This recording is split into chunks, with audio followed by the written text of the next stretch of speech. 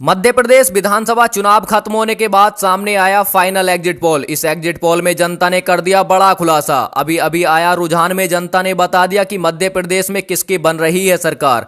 नमस्कार और आप देख रहे हैं पॉलिटिकल न्यू विचार। आप सभी का मध्य प्रदेश विधानसभा एग्जिट पोल में हार्दिक स्वागत है। मध्य प्रदेश में 17 नवंबर को जनता ने किया बढ़ चढ़कर मतदान। लगभग 72% मतदान किया और जनता ने लोकतंत्र को मजबूत बनाने में अपनी भूमिका निभाई।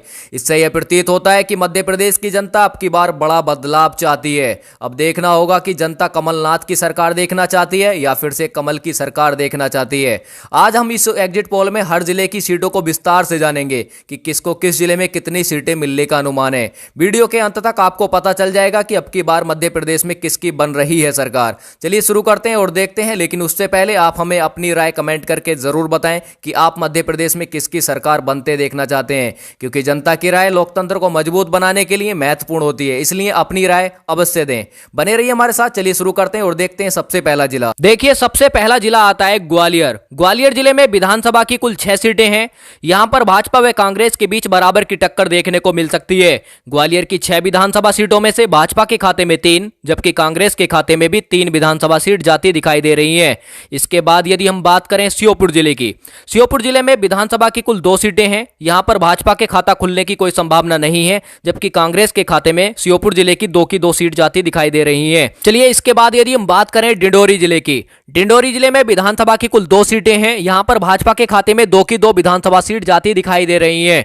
डिंडोरी में कांग्रेस का खाता खुलने की कोई संभावना नहीं है। कांग्रेस को यहां नुकसान का सामना करना पड़ सकता है। चलिए इसी के साथ यदि हम बात करें इंदौर जिले की, इंदौर जिले में विधानसभा की कुल 9 सीटें हैं।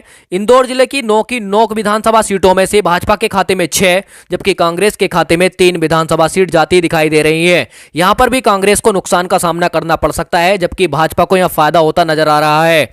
चलिए इसी के साथ यदि हम बात करें शहडोल जिले की, शहडोल जिले में विधानसभा की कुल 3 सीटें हैं। शहडोल जिले की 3 विधानसभा सीटों में से भाजपा के खाते में 1 जबकि कांग्रेस के खाते में 2 विधानसभा सीट जाती दिखाई दे रही हैं। चलिए इसी के साथ यदि हम बात करें मुरैना जिले की, मुरैना जिले में विधानसभा की कुल 6 सीटें हैं।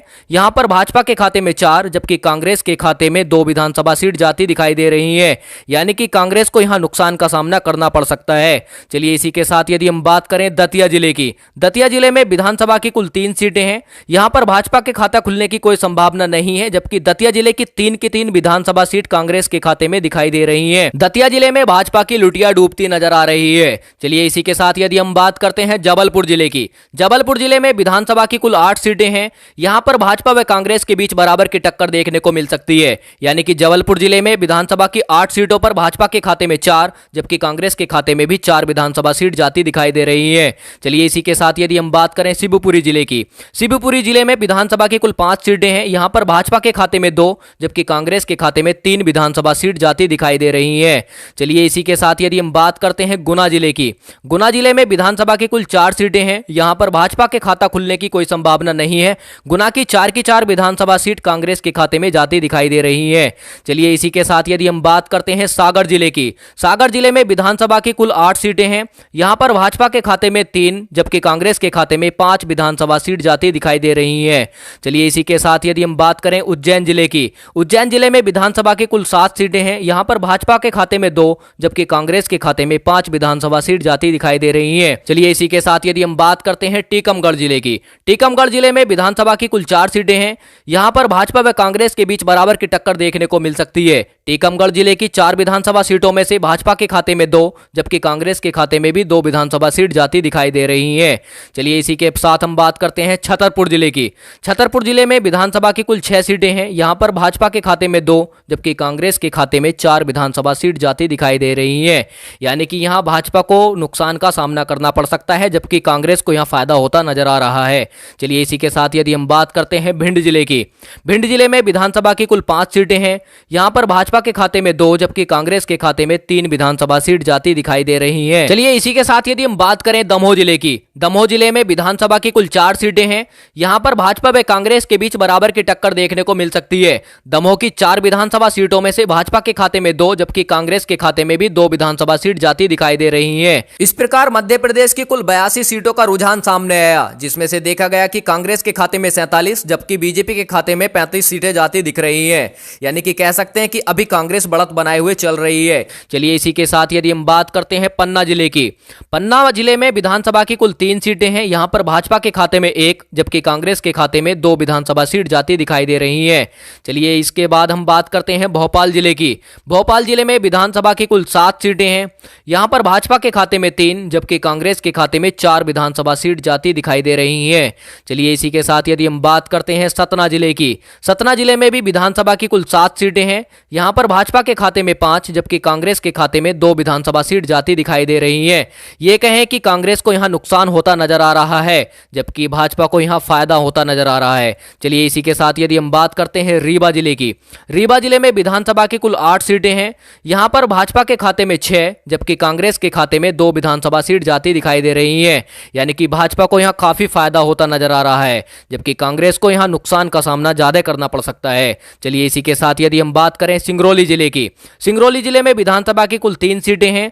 यहां पर भाजपा के खाता खुलने की कोई संभावना नहीं है जबकि कांग्रेस के खाते में 3 की 3 विधानसभा सीट जाती दिखाई दे रही है। यह कहें कि यहां भाजपा की लुटिया डूबती नजर आ रही है। चलिए इसी के साथ यदि हम बात करें अनूपपुर की, अनूपपुर में विधानसभा की कुल 3 सीटें हैं। यहां पर भाजपा के खाते में 2 जबकि कांग्रेस के खाते में 1 विधानसभा सीट जाती दिखाई दे रही है। चलिए इसी के साथ यदि हम बात करते हैं सिंधी जिले की, सिंधी जिले में विधानसभा की कुल 4 सीटें हैं। यहां पर भी भाजपा व कांग्रेस के बीच बराबर की टक्कर देखने को मिल सकती है। सिंधी की 4 विधानसभा सीटों में से भाजपा के खाते में 2 जबकि कांग्रेस के खाते में भी 2 विधानसभा सीट जाती दिखाई दे रही हैं। इसी के साथ यदि हम बात करते हैं उमरिया जिले की, उमरिया जिले में विधानसभा की कुल 2 सीटें हैं। यहां पर भाजपा के खाता खुलने की कोई संभावना नहीं है जबकि कांग्रेस के खाते में उमरिया जिले की 2 विधानसभा सीट जाती दिखाई दे रही हैं। उमरिया जिले में भी भाजपा की लुटिया डूबती नजर आ रही है। चलिए इसी के साथ यदि हम बात करते हैं कटनी जिले की, कटनी जिले में विधानसभा की कुल 4 सीटें हैं। कटनी जिले में भाजपा व कांग्रेस के बीच बराबर की टक्कर देखने को मिल सकती है। कटनी की 4 विधानसभा सीटों में से भाजपा के खाते में 2 जबकि कांग्रेस के खाते में 2 विधानसभा सीट जाती दिखाई दे रही है। चलिए इसी के साथ यदि हम बात करते हैं मंडला जिले की, मंडला जिले में विधानसभा की कुल 3 सीटें हैं। यहां पर भाजपा के खाते में 2 जबकि कांग्रेस के खाते में 1 विधानसभा सीट जाती दिखाई दे रही है। यानी कि कांग्रेस को यहां 1 सीट से नुकसान का सामना करना पड़ सकता है। चलिए इसी के साथ यदि हम बात करते हैं बालाघाट की, बालाघाट में विधानसभा की कुल 6 सीटें हैं। बालाघाट की 6 विधानसभा सीटों में से भाजपा के खाते में 2 जबकि कांग्रेस के खाते में 4 विधानसभा सीट जाती दिखाई दे रही है। यानी कि भाजपा को 2 सीटों से यहां नुकसान का सामना करना पड़ सकता है। चलिए इसी के साथ यदि हम बात करते हैं सिवनी जिले की, सिवनी जिले में विधानसभा की कुल 4 सीटें हैं। सिवनी जिले की 4 विधानसभा सीटों में से भाजपा के खाता खुलने की कोई संभावना नहीं है। सिवनी जिले की 4 विधानसभा सीट कांग्रेस के खाते में जाती दिखाई दे रही है। इस प्रकार मध्य प्रदेश की 136 सीटों का रुझान सामने आया जिसमें से देखा गया कि कांग्रेस के खाते में 76 जबकि बीजेपी के खाते में 60 विधानसभा सीट जाती दिख रही है। ये कहें कि कांग्रेस अभी भी बढ़त बनाए हुए चल रही है। चलिए इसी के साथ यदि हम बात करते हैं नरसिंहपुर की, नरसिंहपुर में विधानसभा की कुल 4 सीटें हैं। यहां पर भाजपा के खाते में 1 जबकि कांग्रेस के खाते में 3 विधानसभा सीट जाती दिखाई दे रही है। चलिए यदि हम बात करें छिंदवाड़ा जिले की, छिंदवाड़ा जिले में विधानसभा की कुल 7 सीटें हैं। यहां पर भाजपा के खाते में 3 जबकि कांग्रेस के खाते में 4 विधानसभा सीट जाती दिखाई दे रही है। यदि हम बात करें बैतूल जिले की, बैतूल जिले में विधानसभा की कुल 5 सीटें हैं। यहां पर भाजपा के खाते में 3 जबकि कांग्रेस के खाते में 2 विधानसभा सीट जाती दिखाई दे रही हैं।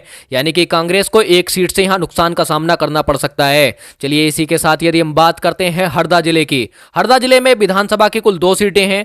यहां पर भाजपा के खाता खुलने की कोई संभावना नहीं है जबकि हरदा जिले की 2 विधानसभा सीट कांग्रेस के खाते में जाती दिख रही है। चलिए इसी के बाद यदि हम बात करते हैं होशंगाबाद की, होशंगाबाद में विधानसभा की कुल 4 सीटें हैं। यहां पर होशंगाबाद में यानी कि भाजपा व कांग्रेस के बीच बराबर की टक्कर देखने को मिल सकती है। होशंगाबाद की 4 विधानसभा सीटों में से भाजपा के खाते में 2 जबकि कांग्रेस के खाते में भी 2 विधानसभा सीट जाती दिखाई दे रही है।